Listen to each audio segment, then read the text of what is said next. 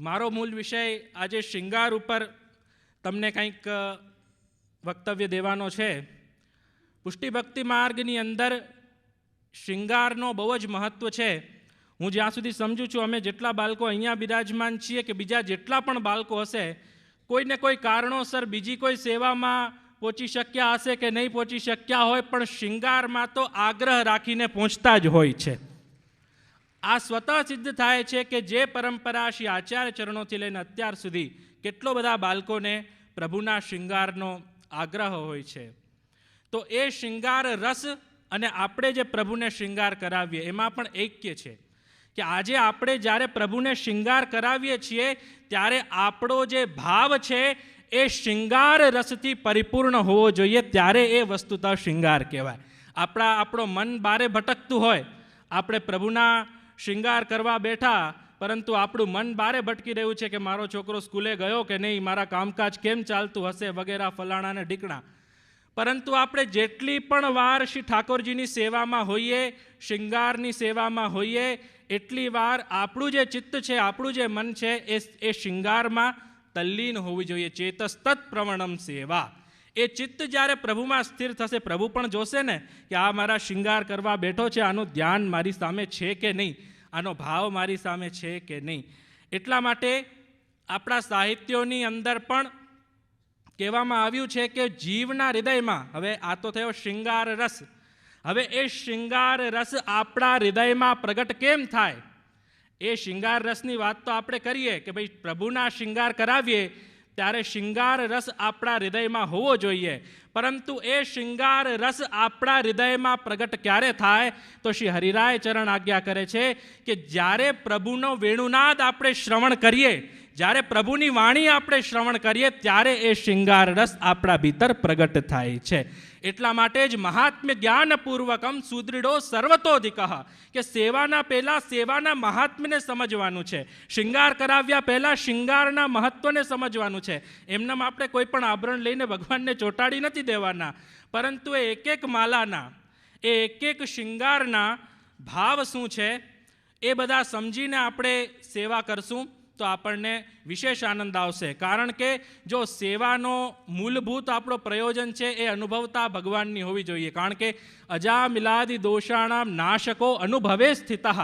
જ્યાં સુધી આપણને ભગવાન અનુભવ ન જતા હોય અને એ ભગવત કૃપા આપણા ઉપર છે, એ શૃંગાર પ્રભુએ આપણાથી આનંદથી ધર્યા, એ વાત ક્યારે સિદ્ધ થાય? જ્યારે પ્રભુ કંઈક ને કંઈક અનુભવ જતાવે. તો એ પ્રભુ અનુભવ જતાવે એના માટે આપણે સદૈવ પ્રયત્નશીલ રહેવું જોઈએ.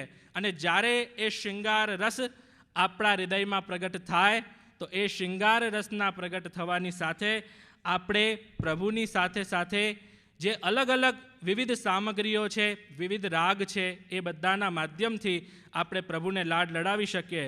રાગ, ભોગ અને શૃંગાર આ વિષય છે, તો એના ઉપર સાધન દીપિકાની અંદર શ્રી ગોપીનાથજીએ આ ત્રણેય રાગ, ભોગ અને શૃંગારના ઉપર એક ખૂબ સુંદર આજ્ઞા કરી છે. વસ્ત્રેશ્ચ ભૂષણેર ગંધૈ નૈવેદ્યેર વ્યંજનૈ શુભૈ.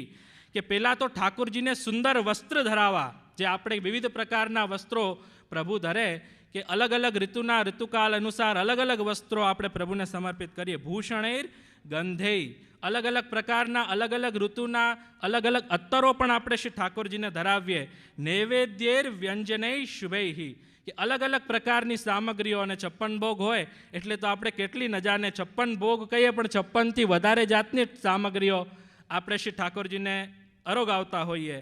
તો દેશકાલ વિભૂતિનામ અનુસારેણ સેવનો, જે પણ દેશકાલ અનુસાર આપણને સુંદર સુંદર સામગ્રીઓ, સુંદર સુંદર આભરણો, સુંદર સુંદર અત્તરો પ્રાપ્ત થાય, એના દ્વારા આપણે પ્રભુના એ તત્સુખનો વિચાર સદૈવ કરવો જોઈએ. કારણ કે રાગ, ભોગ અને શૃંગાર એ આપણે પ્રભુને સમર્પિત કરી રહ્યા છીએ, એના પાછળનો મૂળભૂત જે પ્રયોજન છે આપણો, એ તત્સુખનો જ વિચાર હોવો જોઈએ. દેખાદેખી ન હોવી જોઈએ કે આજે હું શ્રી ઠાકોરજીને આટલો મોટો ચાંદીનો બંગલો ધરાવી દઉં, તો એ ચાંદીનો બંગલો ધરાવ્યો તો ગામ આખું આવીને જોશે, એવું નહીં. આપણો અંતરનો ભાવ વિશુદ્ધ હોવો જોઈએ કે આપણે ઠાકોરજી માટે એ કરીએ છીએ. માયુર મુકુટે રમ્યૈ વેણુવેત્રૈ સુમાલ્યકૈ અલંકૃત્યૈવ સપ્રેમ સ્વીયાન ભક્તાન પ્રદર્શયેત. ગોપીનાથજી કહે છે કે સુંદર વસ્ત્ર, સુંદર આભૂષણ, સુંદર વનમાલા આદિ બધા આભરણોને ધરાવીને બધા વૈષ્ણવો એ દર્શનનો લાભ પ્રાપ્ત કરે. એ પ્રકારનું આપણે આપણા પુષ્ટિ ભક્તિ માર્ગમાં જે શૃંગાર, રાગ અને ભોગ આ ત્રણેય આપણે પ્રભુને સમર્પિત કરવા જોઈએ. અને કોઈ પણ રાગ હોય, ગાન અને નૃત્ય વિના આનંદ ક્યાંથી આવે? શ્રી ગોપીનાથજી આજ્ઞા કરે છે, વિના નૃત્યેન ગાનેન હરિપ્રીતિ કથમ ભવેત. કે જો નૃત્ય ને ગાન ન હોય તો ભગવાનમાં પ્રેમ ક્યારે વધે?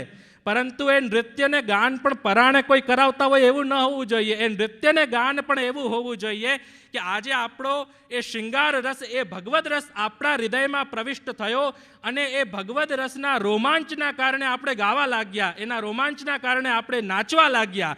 એ પ્રકારનો શૃંગાર રસ, એ પ્રકારનો ભગવદ રસ જ્યારે આપણા હૃદયમાં પ્રવિષ્ટ થાય ત્યારે જ આપણે સાચા અર્થોમાં પુષ્ટિમાર્ગીય જે શૃંગાર રસ છે એ આપણા હૃદયમાં થયો. એમાં કોઈ લૌકિક વિષયનો પ્રવેશ જ નથી. વિષયાક્રાંત દેહાનામ નાવેશા સર્વથા હરેહે. વિષયાક્રાંતિ જે જીવ હોય, જે લૌકિક વિષય આવી જાય એને ભગવદ લીલાના શ્રવણ કરવા માત્રથી એ પ્રભુને પ્રિય નથી થતો, એના અંદર ભગવદ આવેશ નથી થતો. એટલા માટે આચાર્ય ચરણ કહે છે વિષયાક્રાંત દેહાનામ નાવેશા સર્વથા હરેહે. એટલા માટે રસિકા કામ વર્જિતા.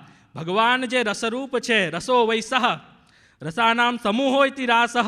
તો ભગવાનની જે રાસલીલા છે, ભગવાનની જે બધી દિવ્ય લીલાઓ છે, એ બધી દિવ્ય લીલાઓમાં જે રસિકો છે, સાચો રસિક કોણ છે?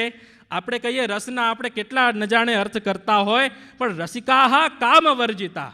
એમાં કોઈ લૌકિક જે વિષય વાસનાનો આદિ ક્રમ છે એ ભગવદ રસમાં આવતો નથી. એટલા માટે કહ્યું છે રસિકા કામ વર્જિતા. પછી એવા ભાવથી જ્યારે આપણે પ્રભુના શૃંગાર કરીએ, એવા ભાવથી પ્રભુના આપણે કીર્તન કરીએ, એવા ભાવથી આપણે પ્રભુના ગુણગાન કરીએ, એવા ભાવથી પ્રભુને આપણે સામગ્રી અરોગાવીએ તો આપણે સાચા પુષ્ટિમાર્ગીય વૈષ્ણવ કહેવાય. અને જેમ બાલુ કાકાજીએ કહ્યું કે ભાઈ સમય પણ આપણે છે એટલે હું થોડોક ઝડપથી ચલાવું છું, કારણ કે બધા આચાર્યોના શ્રવણ તમારે તો કરવા છે, એને સાથે સાથે મારે પણ કરવા છે. અને વલ્લભદા મારા ઉપર નારાજ થઈ જશે જો હું બહુ વધારે લાંબુ ચલાવીશ તો. એટલા માટે છતાં એટલા માટે એ રાગ, ભોગ અને શૃંગારની જે પરંપરા અક્ષુણ ચાલતી આવે છે, એ પરંપરામાં મૂળ અર્થોમાં જ્યારે આપણે શ્રી ઠાકોરજીના શૃંગાર કરાવીએ, એ શૃંગાર કરાવતી વખતે આપણે એવો ભાવ કરવો કે શ્રી યશોદાજીના ગોદમાં બિરાજીને પ્રભુ શૃંગાર આપણા અંગીકાર કરી રહ્યા છે. અને સાથે સાથે આપણે ત્યાં ઉભય ભાવ છે કે સ્વામીજીના ભાવથી પણ શૃંગાર કરાવવામાં આવે છે અને શ્રી યશોદાજીના ભાવથી પણ. કારણ કે શ્રી હરિરાયજી આજ્ઞા કરે છે કે જ્યારે નંદ ભવનમાં શ્રી યશોદાજીના ગોદમાં બિરાજી અને પ્રભુ શૃંગાર ધરતા હતા, એ વખતે બાલ સ્વરૂપે સ્વામીજી, રાધાજી પણ પધારીને કોઈક શૃંગાર પ્રભુને વચ્ચે વચ્ચે કરાવતા હતા. એટલા માટે અનેક એવા શૃંગારના પ્રકારો આજે પણ આપણા પુષ્ટિભક્તિ માર્ગની અંદર અક્ષુણ ચાલે છે. અને એવી જ રીતે જે મણિમાલાનો ભાવ છે એની ભાવાત્મકતા એ છે કે જે આપણે પ્રભુને મણિમાલા ધરાવીએ છીએ, પ્રભુ જ્યારે વનમાં ગૌચારણ કરવા પધારે અને ગૌચારણ કરતી વખતે ગાયો તો પ્રભુની આગળ પાછળ ફરતી હોય, તો કેટલી ગાયો લઈ આવ્યા ને એટલી ગાયો પાછી આવી કે નહીં એ ગણતરી ભગવાન કેમ રાખે? તો આપણે જે પ્રભુને મણિમાલા ધરાવીએ છીએ એ મણિમાલાના માધ્યમથી પ્રભુ ગણતરી રાખે છે કે આ આટલી ગાયોને હું લઈને આવ્યો. એટલે પુષ્ટિભક્તિ માર્ગની અંદર આપણું બધું ભાવાત્મક છે. એટલા માટે જ કહ્યું છે નારદ ભક્તિ સૂત્રમાં અનિર્વચનીયમ પ્રેમ સ્વરૂપમ. ભગવત પ્રેમનું સ્વરૂપ કેવું છે? અનિર્વચનીય છે. એને કહી ન શકાય, એને ખાલી અનુભવી શકાય. અજામિલાદી દોષાણામ નાશકો અનુભવે સ્થિત.